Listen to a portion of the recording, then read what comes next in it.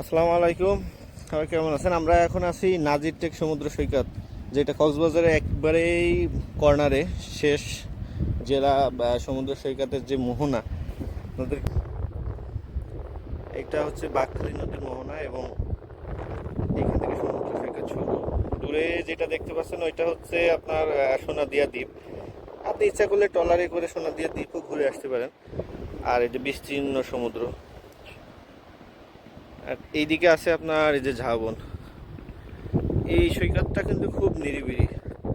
আমরা তো আসলে 3টা সাড়ে 3টার দিকে আসছি, এখানে কোনো আমরা বাদে কোনো লোক নাই।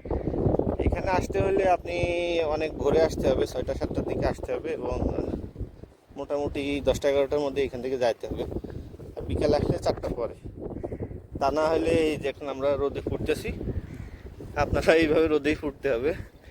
এইখানে কিন্তু আসলে আরও অনেক কিছু দেখতে পাবেন, যেটা এখানে অনেক ট্রলার ছিল। আমরা যখন ছিলাম এই ট্রলারগুলো এখন চলে গেছে। মাছ ধরার ট্রলারগুলো এখানে এসে থামে।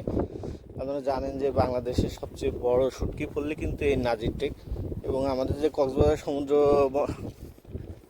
আমাদের যে কক্সবাজার এয়ারপোর্টের যে বর্ধিত অংশ কিন্তু এইখানেই বাড়াইছে, যেটা আপনাদের দেখাবো। এখানে দেখা অনেক কিছু আসে আসলে। মনে করেন যে কক্সবাজারে নতুন কিছু দেখার দরকার, তো এইখানে আসা যায়। অনেক সুন্দর, যদিও আমরা অসময়ে আসছি। এখানে আসতে হলে বিকাল 4টার পরে এবং সকাল 7টা 8টার ভিতরে।